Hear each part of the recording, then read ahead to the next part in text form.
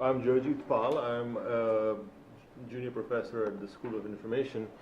My research work is primarily on two areas. One is I do work on accessibility, and the second is I do work on political social media. So those are the areas that I work on. I am delighted to have had Liz talk before me because she basically covered everything I needed to say, because it's amazing how incredibly similar the programs and challenges are in their case and ours.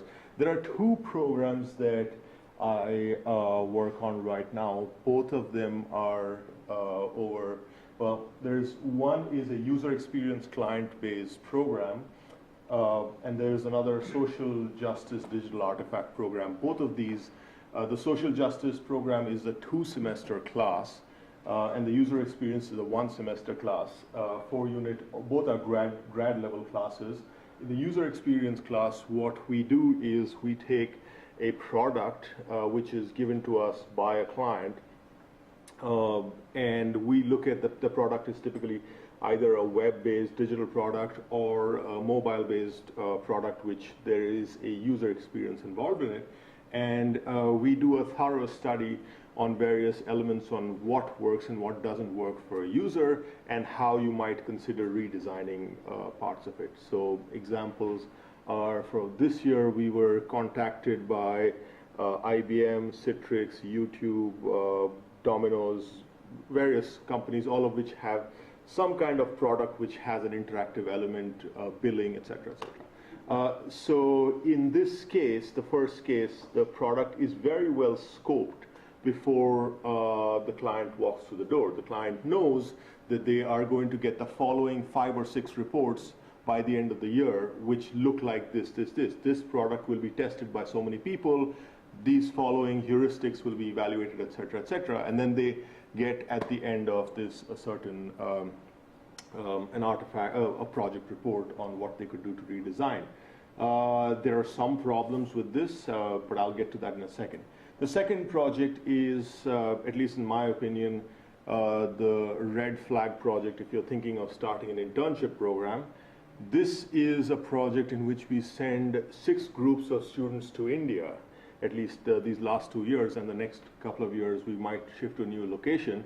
In this, there are clients who contact us who have some kind of a digital artifact that they need to build, and we will assign groups of 3 to 4 students to build that over 2 semesters. 1 semester in Michigan, this winter semester right now, and then 1 semester when they fly to India, and then they do a usability evaluation of that, see how it works, etc., etc., and then hand it over to the client as may be.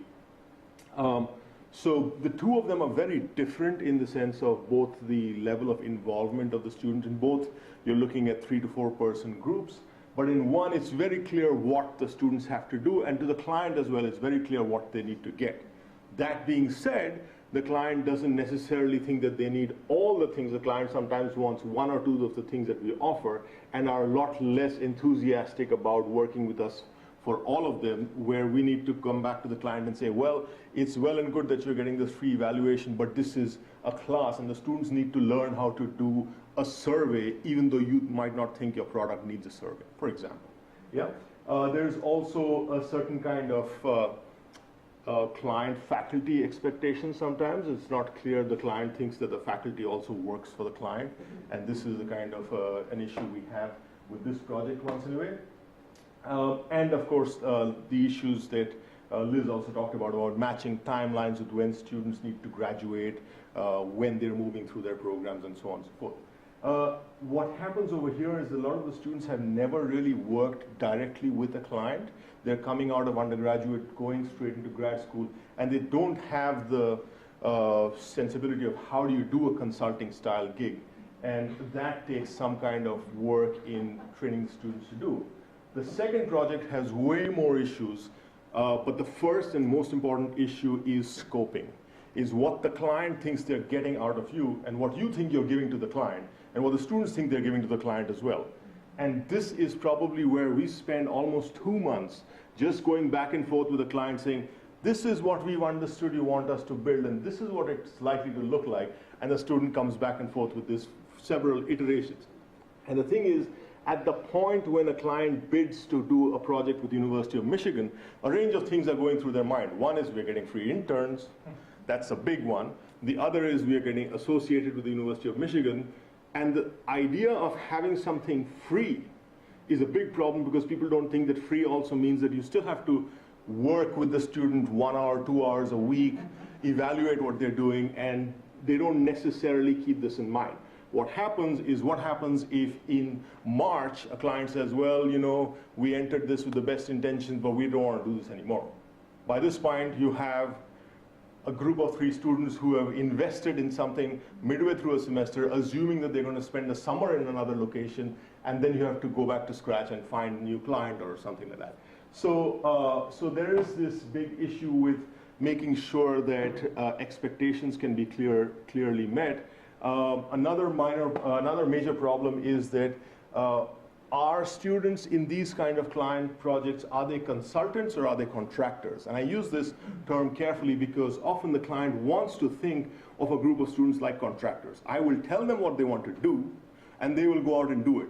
Whereas that's not our vision of how we want our students to learn. We want it to be an engaging experience for them where some amount of what is part of their curricular learning is integrated into a client. We're not necessarily interested in going to the next client which is going to build something which is internal to their product. We want the students also to be able to call this out in their portfolios. Negotiating that, again, is another issue. So I've just got some of these issues. Probably best that we have a conversation about this, and I can talk a little bit more about both projects and their structures. And I have the links as well as the easy search terms to find them if you're looking for either of these 2 projects. Yeah, thanks.